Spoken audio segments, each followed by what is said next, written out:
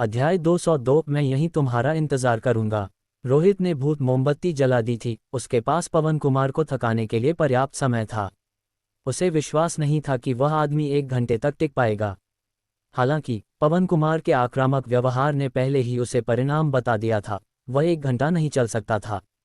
उस कफन की शक्ति का लगातार बिना रुके इस्तेमाल करते हुए ऐसी स्थिति में 2 भूतों पर नियंत्रण रखना भी बेकार था।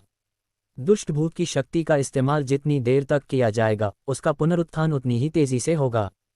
इसलिए एक भूत संचालक को यह सुनिश्चित करना चाहिए कि दुष्ट भूत की शक्ति का हर उपयोग संक्षिप्त हो। रोहित ने चिंता से नहीं बल्कि कुछ खुशी से कहा, ये सोचते हुए कि तुम सीधे मुझे मारने के लिए उस कफन की सुरक्षा पर भरोसा कर सकते हो, मुझे कहना पड़ेगा तुमने एक बुरा परिणाम चुना है। उसकी स्थिति पवन कुमार से थोड़ी बेहतर लग रही थी, लेकिन वास्तव में यह इतनी ज्यादा बेहतर नहीं थी। भूत क्षेत्र हमेशा उपयोग में था। अगर गतिरोध जारी रहा तो उसकी भूत आंख भी पुनर्जीवित होती रहेगी।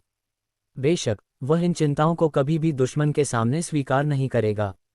उसे यह विचार आया, पवन कुमार की आक्रामक पसंद ने निस्संदेह उसके अपने दुष्ट भूत के पुनरुत्थान के समय को और कम कर दिया। पवन कुमार ठंडे चेहरे के साथ लाल रोशनी से ढकी डामर सड़क पर कदम दर कदम रोहित की ओर बढ़ा। भूत रस्सियां सड़क के ऊपर घनी रूप से तैर रही थीं और एक के बाद एक ये रस्सियां किसी को दुष्ट भूत के वश में करने के समान आकाश से नीचे उतर रही थीं, जिससे डर और आशंका बढ़ रही थी। एक साधारण व्यक्ति ऐसी स्थिति में पहले ही 1000 बार मर चुका होता, लेकिन वह साधारण व्यक्ति नहीं था। उस पर लिपटा कफन सुरक्षा प्रदान कर रहा था, इसलिए उसने इतनी लापरवाही से कार्य करने की हिम्मत की। पवन कुमार की तरह जो 2 भूतों को भी नियंत्रित करता था, उसे विश्वास था कि कोई भी उसका मुकाबला नहीं कर सकता।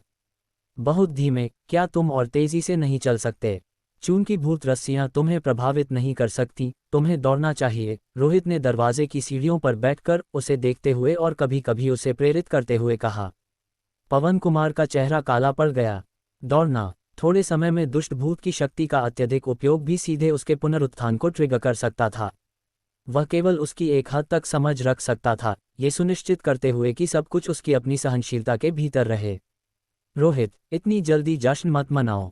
हालांकि तुमने कौशिक की भूत रस्सी को मेरी योजना से थोड़ा परे पुनर्जीवित कर दिया है, फिर भी यह स्थिति मेरे काबू में है। आज तुम्हारा विनाश निश्चित है। पवन कुमार ने पलटवार किया। हाँ, मेरा विनाश निश्चित है, तो आओ और मुझे मार डालो।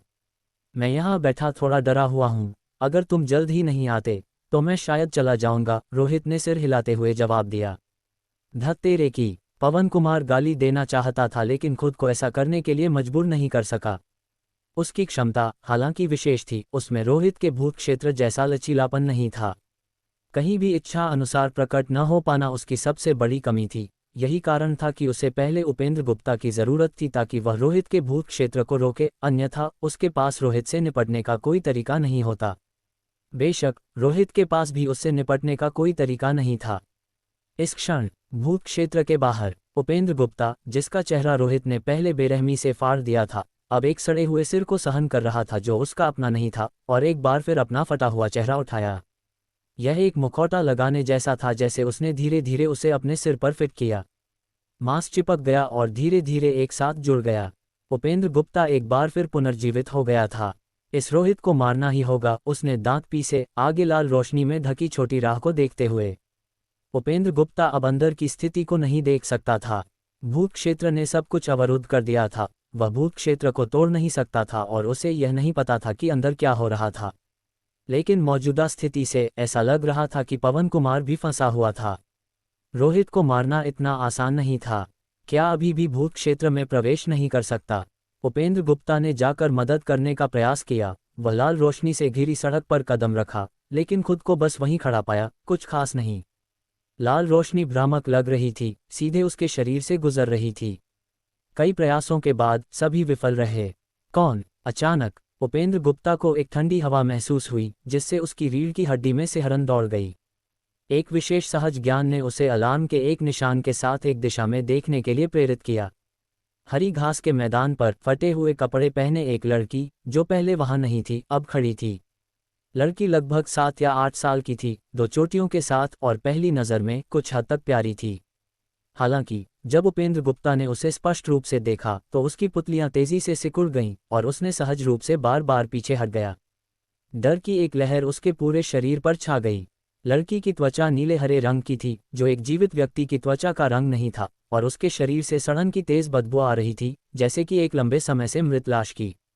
उसकी आंखें उसके चेहरे से गायब थीं, केवल 2 गहरे शून्य बचे थे जिनसे लाश का तरल रिस रहा था। इसके अलावा उसके चेहरे पर नाक या मुंह नहीं था। ऐसा नहीं था कि वे गायब थे, वे बस कभी थे ही नहीं। 2 इंद्रियों की कमी ने आंख के गड्ढों को असामान्य रूप से बड़ा बना दिया, जिससे उसकी उपस्थिति को एक विशेष रूप से डरावना एहसास मिला। भूत टिल्ड, ये शब्द तुरंत उपेंद्र गुप्ता के दिमाग में आया। एक नया भूत, एक अप्रत्याशित और अज्ञात जिसे योजना में नहीं माना गया था। हालांकि यह उनकी पहली मुलाकात थी, उसे लगा कि यह भूत कोई साधारण आत्मा नहीं है, निश्चित रूप से ऐसा नहीं जिसे आसानी से रोका या कैद किया जा सके। दोनों एक हरे भरे क्षेत्र के पार खड़े थे, एक दूसरे को घूर रहे थे। क्या वे गहरे काले खोखले आंख के गड्ढे अभी भी लोगों को देख सकते थे? उपेंद्र गुप्ता को यकीन था कि भूत ने उसे निश्चित रूप से देखा था। क्या हो रहा है? वास्तव में क्या हुआ? यहाँ अचानक एक भूत क्यों प्रकट हुआ? क्या मैं एक नई अलौकिक घटना में भाग गया हूँ, या कोई भूत मास्टर मर गया है और उनके शरीर के भीतर भयंकर भूत पुनर्जीवित हो गया है? उपेंद्र गुप्ता की अभिव्यक्ति अनियमित रूप से बदल गई, और एक पल में उसने कई संभावनाओं के बारे में सोचा। उसने तुरंत वहां से चले जाने के बारे में भी सोचा। नहीं, मैं अभी नहीं जा सकता, मैंने वह खत्म नहीं किया जिसके लिए मैं यहाँ आया था। अगर पवन कुमार को पता चला कि मैं पहले भाग गया, तो वह बाद में मुझसे हिसाब जरूर लेगा। इस विचार के साथ उसके चेहरे पर तनाव का पसीना फूट पड़ा। इस भूत पर पहले विचार नहीं किया गया था और पूरी तरह से एक निर्दिष्ट योजना की कमी थी, न ही कोई आकस्मिक उपाय थे। अगर रोहित ने इस भूत को देखा, तो वह निश्चित रूप से यह निष्कर्ष निकालेगा। ये केशव की मृत्यु के बाद भूत दर्पण से छोड़ा गया था। एक बार मरो, एक बार पुनर्जीवित हो, एक और भूत दर्पण से बच जाएगा। यही कीमत है। थोड़ी देर बाद नदी के पार चौड़ी सड़क पर एक विशाल ट्रक गुजरा, लंबे समय तक हॉर्न बजाते हुए। उस पल में स्थिर खड़ी भूत लड़की ने तेजी से अपना सिर आवाज के स्रोत की ओर मोड़ा। फिर वह तेजी से उस दिशा में भागी जहां ट्रक गया था। हाँ, भूत लड़की दौड़ने लगी, उसकी गति बेचैन करने वाली तेज थी।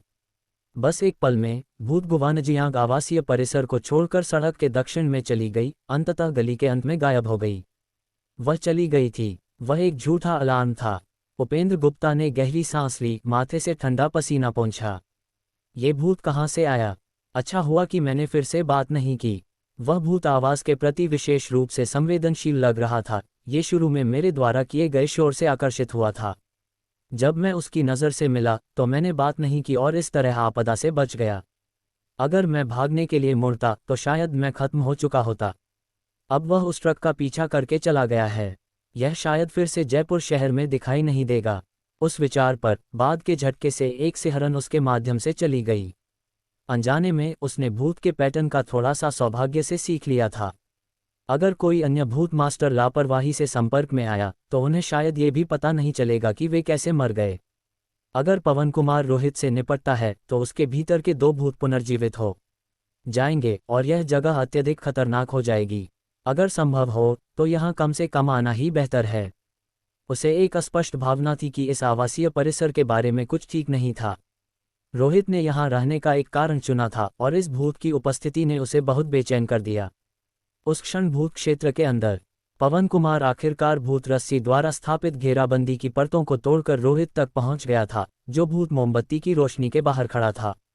तुम छोटे बदमाश, अब देखते हैं कि तुम कितने अभिमानी हो सकते हो, उसने दांत पीसते हुए कहा। काश वह उसे मौके पर ही मार पाता। बुरा नहीं है, तुम्हारी दृढ़ता वास्तव में सराहनीय है, तुम वास्तव में इससे गुजर गए हो। हालांकि 100 मीटर लंबा नहीं है, तुमने जो कीमत चुकाई है वह छोटी नहीं होनी चाहिए, रोहित ने कहा। अभी भी भूत मोमबत्ती के बगल की सीढ़ियों पर बैठा था, डर का जरा सा भी संकेत नहीं दिखा रहा था। अगर तुम मर जाते हो, तो कीमत इसके लायक होगी। पवन कुमार वास्तव में गुस्से में था। रोहित द्वारा इस तरह खेले जाने के बाद वह गुस्सा क्यों नहीं होगा? तो मुझ पर आओ, रोहित ने कहा, लेकिन तुम्हें वापस चलने के लिए खुद को परेशान करना पड़ेगा, क्योंकि मैं अब यहाँ नहीं हूँ, मैं वहीं वापस आ गया हूँ जहाँ से तुम अभी आए थे। क्या? पवन कुमार चौंक गया। इधर, मैं इधर हूँ भाई, अगर तुम मुझे मारना चाहते हो तो इस तरफ आओ। एक और रोहित वहां दिखाई दिया जहां पवन कुमार पहले खड़ा था, अपना हाथ हिलाते हुए और चिल्लाते हुए, अपने हाथ में एक मोमबत्ती पकड़े हुए था जिससे एक अशुभ लौ निकल रही थी। जबकि उसके सामने वाला रोहित धीरे धीरे गायब हो गया। भ्रम टिल्ड, ये वास्तव में रोहित नहीं था बल्कि एक आभास था। रोहित, मैं तुम्हारे पूरे परिवार को श्राप देता हूँ। पवन कुमार का चेहरा गुस्से से लाल हो गया जैसे ही वह गुस्से में चिल्लाया। उसे शुरू से ही बेवकूफ़ बनाया गया था। अध्याय 203 पवन कुमार का दूसरा भूत। पवन कुमार ने अपनी पहले से ही पीली मुट्ठी को कसकर भींच लिया। उसकी इच्छा थी कि वह रोहित को जिंदा निगल जाए, लेकिन वह जानता था कि शुरू से अंत तक उसे बेवकूफ़ बनाया गया है। वह आदमी केवल दो भूतों को नियंत्रित नहीं कर रहा था, उसने भूत रस्सी का उपयोग अंधाधुंध हमले करने के लिए किया और भूत मोमबत्ती का उपयोग आत्मसुरक्षा के लिए एक उत्तम और अत्यंत खतरनाक भूत क्षेत्र का निर्माण किया। खुद को छोड़ो, उससे भी मजबूत एक मानसिक इस हमलों के संयोजन का सामना करने पर भ्रमित हो जाएगा। जब तक वह रोहित को वास्तव में पीसकर खत्म नहीं कर देता, जब तक कि रोहित की भूत मोमबत्ती जलकर बुझ नहीं जाती। लेकिन उसकी कीमत बहुत ज्यादा थी, यह इसके लायक नहीं था। यहाँ तक कि अगर वह उस समय रोहित को मारने में कामयाब रहा तो शायद उसे दो पुनर्जीवित दुष्ट भूतों का सामना करना पड़ेगा। वह आपसी विनाश होगा। इसी कारण से पवन कुमार ने अपनी शांतता खो दी और जोर से गाली दी। अपनी ऊर्जा बर्बाद मत करो, अगर तुम्हारे पास गाली देने का समय है तो जल्दी करो और मुझे क्यों नहीं मार डालते। मैं यहीं तुम्हारा इंतजार कर रहा हूँ। एक वयस्क को अपनी बात रखनी चाहिए, कोई पीछे हटना नहीं। रोहित ने उसे इशारा किया और चिल्लाया। पवन कुमार का चेहरा खास तौर पर बदसूरत लग रहा था। अगर वह फिर से चल कर गया तो उसे डर था कि अगले ही पल रोहित इस जगह पर लौट आएगा। भूत क्षेत्र की पाबंदियां अभी तक उत्तम नहीं थीं, जिससे उसे खिलौना बनने का डर सता रहा था। दूरी वास्तव में इतनी बड़ी नहीं थी, केवल 100 मीटर, और रास्ता 3 मीटर से ज्यादा चौड़ा नहीं था। फिर भी इतनी छोटी सी जगह ने एक व्यक्ति को पूरी तरह से शक्तिहीन महसूस कराया। योजना विफल हो गई थी। रोहित अमर था। जब तक वह अपना जीवन यहाँ नहीं छोड़ता, उसके साथ मौत तक नहीं लड़ता। मुझे वास्तव में उपेंद्र गुप्ता के दोषपूर्ण उत्पाद पर भरोसा नहीं करना चाहिए था। अकेले एक उंगली पर निर्भर रहना उसके भूत क्षेत्र को पूरी तरह से प्रतिबंधित नहीं कर सका। अब मैं एक कठिन स्थिति में हूँ। पवन कुमार ने रोहित के मुस्कुराते चेहरे को देखा, लेकिन उसकी निगाह में वह एक बर्फीली ठंडक महसूस कर सकता था, जैसे एक दुष्ट भूत द्वारा देखा जा रहा हो। अब ऐसा नहीं था कि वह रोहित को छोड़ना नहीं चाहता था, बल्कि यह कि रोहित उसे छोड़ेगा नहीं।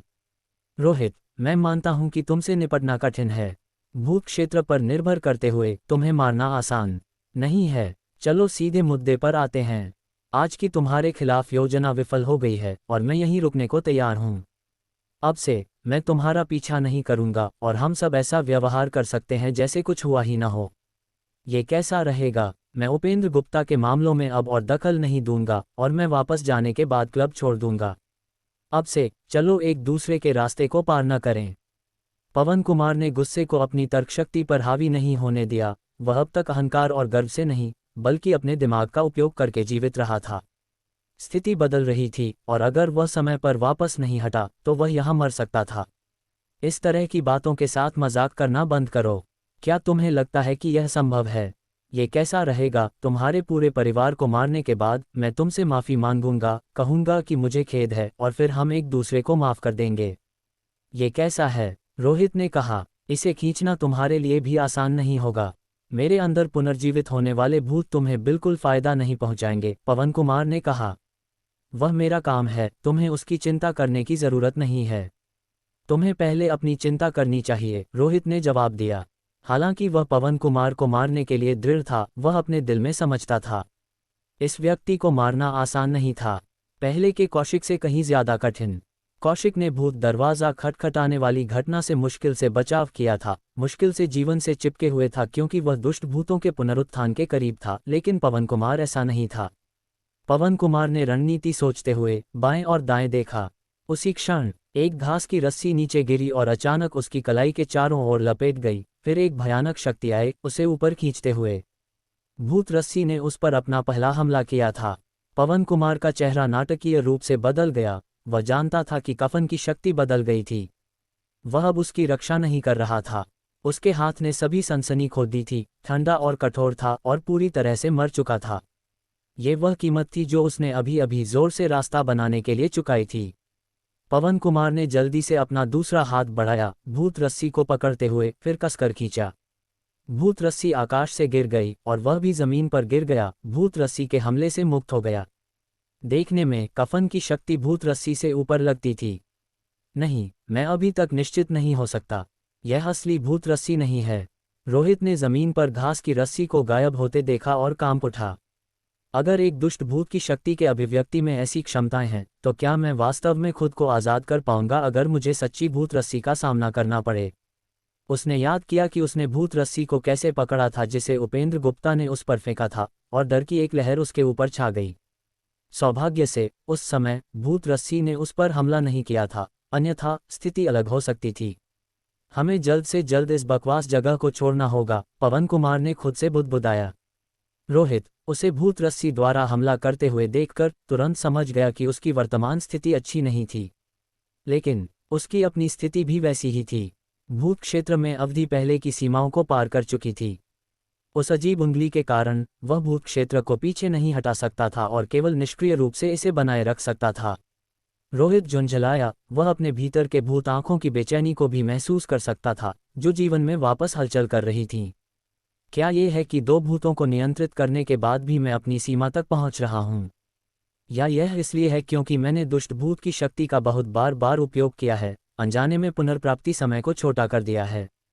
जब से उसने दो भूतों को नियंत्रित करना शुरू किया तब से अब तक ये पहली बार था जब उसने दुष्ट भूत के पुनरुत्थान से ऐसी उत्तेजना महसूस की थी। यह एक कैंसर रोगी जैसा था जिसे नियंत्रण में रखा गया था। केवल एक फॉलो अप परीक्षा के दौरान पता चला कि कैंसर कोशिकाएं फैल गई थीं। कोई बात नहीं, मैं बस उसे घिसटाता रहूंगा। अगर वह खुद इस पुनरुत्थान उत्तेजना का अनुभव कर रहा था, तो उसे विश्वास नहीं था कि पवन कुमार बेहतर कर रहा होगा। वास्तव में पवन कुमार की स्थिति खराब थी और उसने पहले ही रोहित से निपटने का त्याग करने का फैसला कर लिया था और इसके बजाय इस जगह को कैसे छोड़ना है इस पर ध्यान केंद्रित किया। उसके पास भूत क्षेत्र को छोड़ने का एक तरीका था, केवल कीमत काफी महत्वपूर्ण थी। आखिरकार अपने दांत भींचकर उसने अपना मन बना लिया, वह अब और देरी नहीं कर सकता था।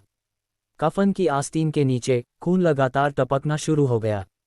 पवन कुमार ने दूसरे भूत की शक्ति का एक बार फिर उपयोग करने का फैसला किया।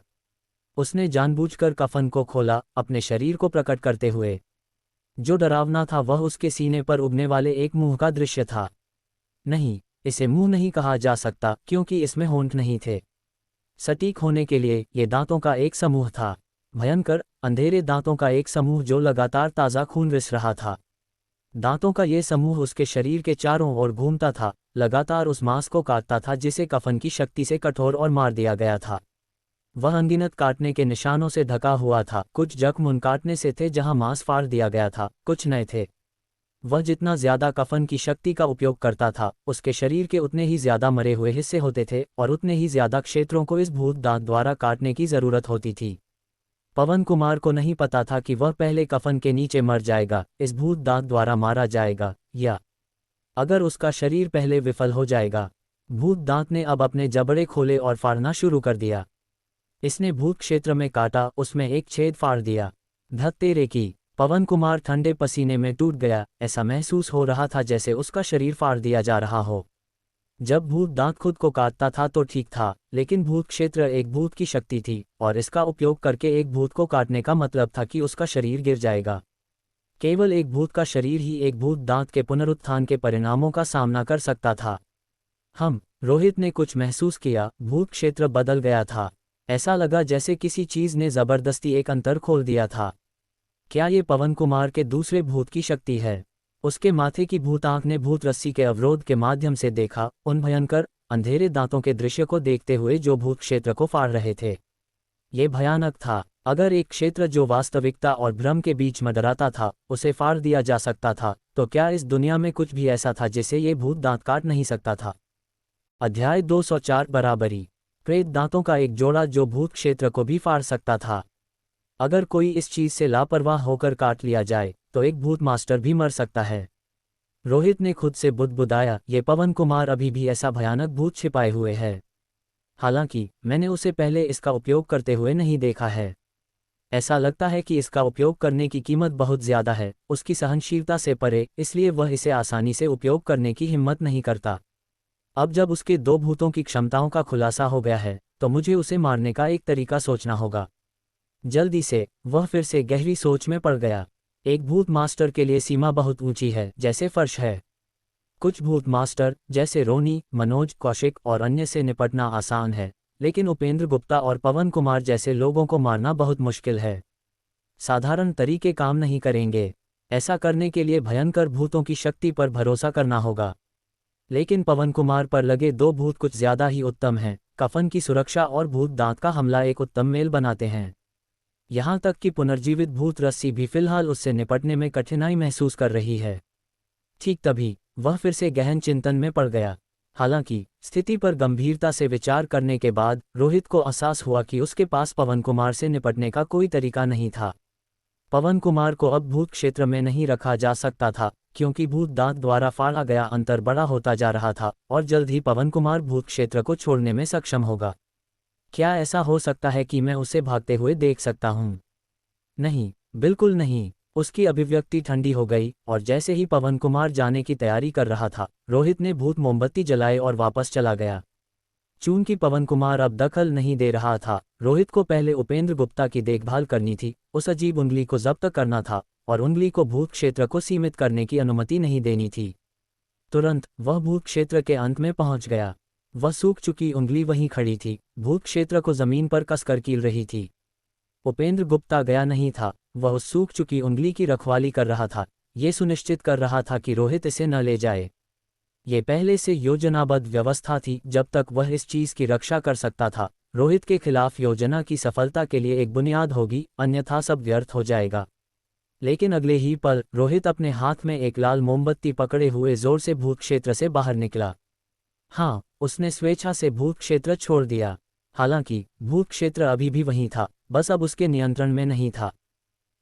उपेंद्र गुप्ता उंगली की रखवाली करते हुए रोहित को देखकर अचानक अपनी आंखें छोटी कर लीं और फिर अविश्वास में चिल्लाया, तुम अभी तक मरे क्यों नहीं? तुम पवन कुमार से क्यों नहीं पूछते कि क्या वह मर गया है? रोहित ने मोमबत्ती पकड़े हुए उससे डरे बिना कहा और सीधे जमीन पर खड़ी उंगली की ओर चला गया। उपेंद्र गुप्ता ने उसकी कार्रवाई को देखा और तुरंत उसके सामने खड़ा हो गया। क्या तुम्हें लगता है कि तुम वह चीज आसानी से ले सकते हो? मेरे यहाँ होने पर तुम ऐसा नहीं कर सकते। Bank tilde. एक बंदूक चली और वह जमीन पर गिर गया। उसके सिर में एक साफ गोली का छेद था और उसका मांस एक खूनी धुंधलापन था। रोहित ने अपने हाथ में बंदूक को दूर रखा। कितना थकाओ, तुम बस मरने में असमर्थ हो, बस यही है। इसके अलावा जब तक तुम्हारे शरीर के अंदर का भूत बाहर नहीं आता, तुम मेरे लिए कोई बड़ा खतरा नहीं हो। उपेंद्र गुप्ता जमीन पर पड़े हुए अपनी आंखें चौड़ी कर लीं, धीरे धीरे उनकी चमक खो गई और पीली पड़ गईं। हालांकि अगले ही पल उसका शरीर अजीब तरह से फिर से हिलने लगा, कुछ कठोर, जैसे ही उसने एक विस्थापित तरीके से अपनी हथेली के साथ अपने सिर में पहुंचा और सुनहरी गोली को बाहर निकाला और फिर फटे हुए सिर को वापस ढक दिया। अब एक पीटा हुआ निशान पहने हुए। लेकिन फिर उपेंद्र गुप्ता की आंखें पीछे की ओर घूम गईं और उसका शरीर आकार में वापस आ गया। वह एक बार फिर जीवित हो गया। धत्तेरे की! उपेंद्र गुप्ता जमीन से उछलकर खड़ा हो गया। लेकिन तब तक रोहित पहले से ही उस अजीब उंगली के सामने खड़ा था। सतर्कता से बाहर उसने उंगली को पुनः प्राप्त करने के लिए भूत छाया भेजी। नीचे की छाया सूख चुकी उंगली पर फैल गई और जल्द ही एक काले रंग के हाथ ने उसे पकड़ लिया और उसे जमीन से बाहर खींच लिया। कुछ भी अप्रत्याशित नहीं हुआ। हालांकि रोहित ने साफ महसूस किया कि उंगली ठंडी, भयानक और एक अशुभ आभा उत्सर्जित कर रही थी। उसे नहीं पता था कि इसे उस भूत के हाथ से जबरदस्ती लिया गया था या नहीं, लेकिन अब इसके मूल की जांच करना मायने नहीं रखता था। उंगली को हटाने के साथ भूत क्षेत्र अब प्रतिबंधित नहीं था। उसने ऐसा महसूस किया जैसे उसने एक बार फिर अपनी आज़ादी हासिल कर ली हो। इस बीच पवन कुमार ने भूत क्षेत्र के माध्यम से काट लिया था और उससे बाहर निकल गया था। वे दूर नहीं थे। पवन कुमार ने तुरंत रोहित को देखा और काली छाया पर सूख चुकी उंगली को भी। दोनों ने एक दूसरे की ओर देखा, तुरंत एक दूसरे को समझ गए। ये मुकाबला एक बराबरी था, कोई विजेता नहीं था। अगर कोई हारने वाला था तो वे दोनों हारने वाले थे। पवन कुमार ने भयंकर भूतों की शक्ति का बहुत ज्यादा उपयोग किया था, एक दुश्मन बनाया था, जबकि रोहित पर एक बार हमला किया गया था, अपनी भूत मोमबत्ती का लगभग आधा जला दिया था। ये कहा जा सकता है कि दोनों को नुकसान हुआ था। पवन कुमार, ये वास्तव में महान है कि तुम दिखाई दिए। हालांकि स्थिति बदल गई है, अगर हम सेना में शामिल होते हैं तो हम अभी भी रोहित को नीचे ले जा सकते हैं। उपेंद्र गुप्ता ने पवन कुमार के आगमन पर राहत की सांस ली। उसने सोचा था कि पवन कुमार भूत क्षेत्र में मर गया था। चूंकि वह नहीं मरा था, इसलिए अभी भी लड़ने का एक मौका था। चुप रहो, पवन कुमार ने शिष्टाचार के एक संकेत के बिना उपेंद्र गुप्ता को डांटा। उपेंद्र गुप्ता एक पल के लिए हक्का बक्का रह गया, कुछ अप्रत्याशित रूप से पवन कुमार का रवैया पहले से बहुत ज्यादा बदल गया था। भूत क्षेत्र के अंदर आखिरकार क्या हुआ था? उपेंद्र गुप्ता को अनदेखा करते हुए पवन कुमार ने रोहित को संबोधित किया, चलो यहीं रुकते हैं। मैं फिर से तुम्हारा पीछा नहीं करूंगा। जैसा कि हमने पहले सहमत किया था, मैं अब किंग मनोरंजन क्लब छोड़ दूंगा। हम सब वयस्क हैं, ऐसा कुछ भी नहीं है जिसे हम जाने नहीं दे सकते। अगर हम लड़ना जारी रखते हैं तो हम दोनों यहाँ मर सकते हैं। क्या तुम इसे ले नहीं सकते? रोहित ने व्यंग्य किया। यह इसे ले नहीं पाने के बारे में नहीं है, यह इसके लायक नहीं होने के बारे में है। हम आखिरकार कुछ भूतों को नियंत्रित करने में कामयाब रहे हैं। साधारण तरीकों से कुछ और साल जीना कोई समस्या नहीं होगी। यहाँ मरना एक बड़ा नुकसान होगा, पवन कुमार ने कहा। बेशक, मुझे पता है कि तुम्हारे पास एक भूत मोमबत्ती है और तुम इसे जलाने का खर्च उठा सकते हो। इसी तरह मैं इतना आसान नहीं हूं कि थककर मर जाऊं। हमने दोनों ने अपने हाथ दिखा दिए हैं। अगर तुम मुझे मार सकते थे तो तुमने भूत क्षेत्र में पहले ही ऐसा कर लिया होता। इसी तरह अगर मैं तुम्हें मार सकता था तो तुम जिंदा बाहर नहीं चल पाए होते। हमारे लिए सबसे अच्छा है कि हम इसे बंद कर दें। रुको पवन कुमार, यह उससे अलग है जिस पर हमने पहले चर्चा की थी, उपेंद्र गुप्ता ने कहा। पवन कुमार ने उसे भयंकर रूप से घूरा और झंझनाहट से कहा, मैंने तुमसे चुप रहने के लिए कहा था।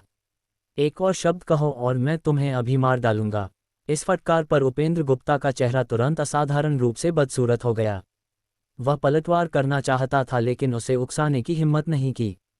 आखिरकार यह कोई ऐसा था जिसने दो भूतों को नियंत्रित किया था, वे समान स्तर पर नहीं थे।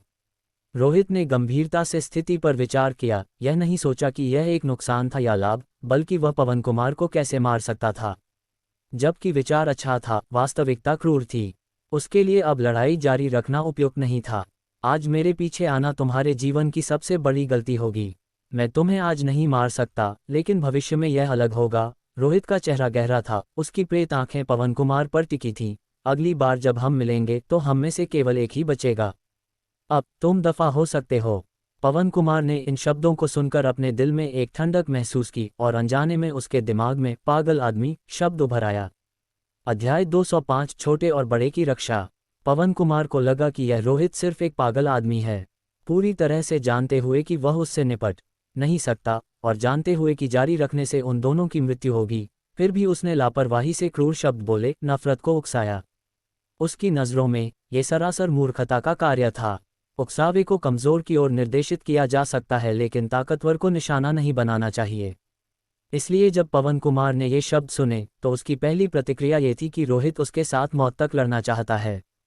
उसका अपना जीवन इस दुनिया के लिए लंबे समय तक नहीं था, फिर भी वह लापरवाही से अपना जीवन दूसरों के खिलाफ दांव पर लगा देगा। अगर वह पागलपन नहीं था तो क्या था? तुम्हारा क्या मतलब है? पवन कुमार ने अपनी भौहें गहरी कर लीं। ज्यादा कुछ नहीं, बस शाब्दिक अर्थ। सिर्फ इसलिए कि मैं तुम्हें आज नहीं मार सकता, इसका मतलब यह नहीं है कि मैं भविष्य में सक्षम नहीं हो पाऊंगा। इसलिए जिस दिन मैं तुम्हारे दरवाजे पर दस्तक दूंगा, मुझे उम्मीद है कि तुम तैयार रहोगे। मुझ पर जानबूझकर तुम्हें परेशान करने का आरोप मत लगाना, रोहित ने शांति से कहा। बेशक, मैं तुम्हारा पहले मुझसे निपटने के लिए स्वागत करता हूं। मुझे बुरा नहीं लगेगा, पवन कुमार ने कहा। तुम्हारा मतलब है मौत तक लड़ाई? तुम ऐसा कह सकते हो? रोहित की निगाह में एक ठंडा इरादा प्रकट हुआ। परेशानी खड़ी करना और फिर बस पीछे हट जाना दुनिया का काम नहीं है। आज शिकार किया गया तुम नहीं हो, इसलिए अगर तुम समझौते की तलाश में हो तो तुम्हारे मरने तक इंतजार करो। मैं एक शांति संधि लिखूंगा और उसे तुम्हारी कब्र के सामने जला दूंगा। इसे ही मैं समझौता कहता हूं। मैं समझता हूं। पवन कुमार की अभिव्यक्ति और भी गंभीर हो गई। उसे एहसास हुआ कि रोहित एक पागल आदमी नहीं था, बल्कि बदला लेने के लिए बाहर था। वह अभी भी युवा था, आज की घटनाओं की कड़वी गोली को निगलने में असमर्थ था। लेकिन इसका भी अर्थ था। रोहित को आत्मसमर्पण क्यों करना चाहिए? ऐसा लगता है कि मेरा आज यहाँ आना वास्तव में एक गलती थी। अगर तुम वास्तव में मुझसे बदला लेने के लिए दृढ़ हो तो मैं तुम्हें रोक नहीं सकता। हम देखेंगे कि किसके कौशल जीतते हैं। पवन कुमार भी निडर था। उसके पास अपने जीवन की रक्षा के लिए एक तावीज़ था और उसे विश्वास नहीं था कि रोहित उसे मार सकता है। बोलने के बाद उसने उपेंद्र गुप्ता को भयंकर रूप से घूरा, फिर मुड़ा और चला गया। आज उसने अपना लक्ष्य हासिल नहीं किया था और इसके बजाय परेशानियों का एक सिलसिला आकर्षित किया था। जयपुर शहर में जीवन यहाँ से शांत नहीं रहेगा। धत्तेरे की, यह इस तरह कैसे हो गया? उपेंद्र गुप्ता भी अपने दांत पीस रहा था, अपनी पहले की शांतता खो चुका था। इस बार उसने बहुत नुकसान उठाया था। ऑपरेशन विफल हो गया था और उससे ऊपर उसने पवन कुमार को नाराज कर दिया था। नुकसान बहुत ज्यादा था, लेकिन अब इस पर ध्यान देने का समय नहीं था। पवन कुमार चला गया था और वह निश्चित रूप से यहाँ नहीं ठहर सकता था। अन्यथा यह अनिश्चित था कि वह यहाँ मर जाएगा या नहीं। स्थिति को खराब होते देख उपेंद्र गुप्ता ने भी जल्दबाजी में पीछे हट गया। रोहित ने बस उसे जाते देखा, कोई प्रतिरोध नहीं किया। ऐसा नहीं था कि वह इस उपेंद्र गुप्ता को नहीं रखना चाहता था, लेकिन समय सही नहीं था। वह उपेंद्र गुप्ता को यहाँ नहीं मार सकता था। रोहित ने खुद से सोचा जैसे ही उसने दोनों पुरुषों को तेजी से दूरी में जाते देखा, मैं तुम्हें कुछ और दिन जीने दूंगा। जल्द ही तुम्हें एहसास होगा कि आज का निर्णय कितना मूर्खतापूर्ण था। वह शुरू से अंत तक संघर्ष शुरू करने वाला कभी नहीं था। फिर भी परेशानी उसे खोजती रही। मूल कारण आखिरकार उसकी ताकत की कमी थी। कमजोर को हमेशा विभिन्न कारणों से धमकाया जाता है। उपेंद्र गुप्ता ने यहाँ आने की हिम्मत क्यों की? यह इसलिए था क्योंकि उसने रोहित को एक शक्तिहीन व्यक्ति, अकेला और एक आसान लक्ष्य के रूप में देखा। पवन कुमार ने इन कीचड़ भरे पानी में उतरने की हिम्मत क्यों की? इसी तरह क्योंकि उसे रोहित को हराने का यकीन था और उसे उपेंद्र गुप्ता का पक्ष लेने में कोई आपत्ति नहीं थी। धमकाने वाले हमेशा दिल से डरपोक होते हैं। एक बार जब दोनों पुरुषों की कार सड़क के अंत में पूरी तरह से गायब हो गई, तो रोहित मुड़ा और वापस चला गया। पहले हिरासत में लिए जाने के अनुभव के कारण रोहित को रस्सी को पुनः प्राप्त करना मुश्किल नहीं लगा। अपने सामने घनी, झुकती हुई घास की रस्सियों को देखते हुए वह जानता था कि केवल एक वास्तविक थी। इसे ढूंढना और यह सुनिश्चित करना कि यह हिरासत में था, मामला समाप्त हो जाएगा। अगर यह एक साधारण व्यक्ति होता तो इसे ढूंढना लगभग असंभव होता। लेकिन रोहित सतर्क था। उसने रस्सी पर एक सोने का धागा छोड़ दिया था। यह एक निशान था। मिल गई। जल्द ही रोहित ने असली रस्सी देखी। संकट टल गया। इस क्षण रोहित ने कैप्टन अभिजीत को एक और कॉल किया। नमस्ते, क्या ये कैप्टन अभिजीत हैं? यह मैं हूँ। क्या ये तुम हो, रोहित? क्या फिर से कुछ जरूरी हुआ है? कैप्टन अभिजीत ने तुरंत जवाब दिया। यहाँ कुछ लोग मर गए हैं। वे सशस्त्र हत्यारे थे और अब मैंने उन्हें मार दिया है। मुझे उम्मीद है कि कैप्टन अभिजीत आकर इससे निपट सकते हैं, रोहित ने कहा। चौंक कर कैप्टन अभिजीत ने जवाब दिया, ठीक है, मैं तुरंत इसे संभाल लूंगा। एक बंदूकधारी हत्यारा। हाल ही में जयपुर शहर में विशेष घटनाओं के कारण सिरदर्द हो रहा है। ऐसी चीज अभी भी कैसे हो सकती है? ऐसे जघन्य कृत्यों से सख्ती से निपटा जाना चाहिए। अपने वरिष्ठों को रिपोर्ट करने के बाद कैप्टन अभिजीत ने जल्दी से एक टीम का नेतृत्व किया, गोवानजियांग आवासीय परिसर की ओर बढ़ते हुए। लेकिन कॉल के 10 मिनट से भी कम समय के बाद रोहित के सैटेलाइट ट्रैकिंग फोन ने घंटी बजाए। एक पल की सोच के बाद उसने इसे जवाब देने का फैसला किया। क्या ये रोहित है? इस बार ऑपरेटर अब पूनम नहीं थी, बल्कि खुद कैप्टन अरविंद थे। यह मैं हूँ। मुझे उम्मीद नहीं थी कि तुम इस बार व्यक्तिगत रूप से मुझे कॉल करोगे, रोहित ने कहा। अरविंद ने कहा, तुम्हारे अंत में क्या हुआ? मैंने सुना कि बंदूकें शामिल थीं। ये निश्चित रूप से एक पूर्व नियोजित कार्य है, न कि एक अपराधी द्वारा लोगों को गोली मारने का एक सरल मामला। वास्तव में ऐसा नहीं है। मैं इसे तुमसे छिपाना नहीं चाहता। तुम्हारी क्षमताओं के साथ तुम्हें वैसे भी 3 दिन से ज्यादा में पता चल जाएगा। असल में आज जबकि मनोरंजन क्लब से उपेंद्र गुप्ता और पवन कुमार मुझे खोजने आए थे। हम खोज शब्द का उपयोग करना बिल्कुल सही नहीं लगता, इसे हत्या होनी चाहिए। वे मुझे खत्म करना चाहते थे, रोहित ने समझाया। दुर्भाग्य से वे विफल रहे। क्या? अरविंद कॉल के दूसरे छोर पर इस खबर को सुनकर चौंक गए और गुस्से में थे। उसे उम्मीद नहीं थी कि आज ऐसी गंभीर घटना होगी। क्या उपेंद्र गुप्ता पागल हो गए थे? क्या वह नहीं जानता था कि क्या किया जाना चाहिए और क्या नहीं किया जाना चाहिए? निश्चिंत रहो, उच्च अधिकारी निश्चित रूप से तुम्हें एक स्पष्टीकरण देंगे। मैं व्यक्तिगत रूप से उपेंद्र गुप्ता के साथ मामले को संभालूंगा, अरविंद ने कहा। रोहित ने जवाब दिया, नहीं, मैं इसे संभालूंगा। जैसे ही अरविंद ने यह सुना, उसने महसूस किया कि कुछ गलत है। रोहित, मैं भी गुस्से में हूं कि तुम पर हमला किया गया, लेकिन गुस्सा किसी भी चीज को हल नहीं करेगा। भले ही उपेंद्र गुप्ता 1000 बार गलत हो, यह मत भूलो कि वह अरूप गुप्ता का भाई है। उस पहचान के साथ तुम्हें कुछ सहनशीलता दिखानी होगी, चाहे कुछ भी हो। अरूप गुप्ता का योगदान तुमसे अज्ञात नहीं है। हम एक नायक के परिवार के खिलाफ कार्रवाई नहीं कर सकते। वह समझ गया कि अगर रोहित को इसे संभालने की अनुमति दी गई तो उपेंद्र गुप्ता का भाग्य बंद था। अगर उसने खुद इसकी देखभाल की तो कम से कम वह पानी को गंदा कर सकता था और इसे ढक सकता था। ये सच है कि प्रोफेसर अरूप गुप्ता ने महत्वपूर्ण योगदान दिया है, मैं इससे इनकार नहीं करूंगा, लेकिन उपेंद्र गुप्ता ने नहीं किया है। हमें उनके भाईचारे के संबंध के कारण मुझे बलिदान नहीं देना चाहिए। रोहित ने जवाबी हमला किया, अगर तुम इस मामले को प्रबंधित करने पर जोर देते हो तो तुम मुझे मौके पर ही खत्म कर सकते हो, अन्यथा प्रोफेसर अरूप गुप्ता का योगदान कितना भी महान क्यों न हो, मुझे होने वाले नुकसान उतने ही पर्याप्त होंगे। मैं बस जीवित रहने के लिए खुद को पूरी तरह से लगा रहा हूं। अगर मुझे लगातार हत्या किए जाने के खिलाफ सतर्क रहना है तो माफ करना, मेरे पास अंधेरे पक्ष की ओर मुड़ने के अलावा कोई विकल्प नहीं है। अंधेरे पक्ष की ओर मुड़ना। इस वाक्यांश को सुनकर अरविंद का मुंह सिकुड़ गया। वह अंधेरे पक्ष की ओर मुड़ना नहीं है, वह एक धमकी है। ठीक है, मैं तुम्हें पहले से सूचित कर रहा हूं क्योंकि मैं तुम्हें रिपोर्ट करने में अपना नियमित कर्तव्य कर रहा हूं और मैं नियमों का पालन करता हूं।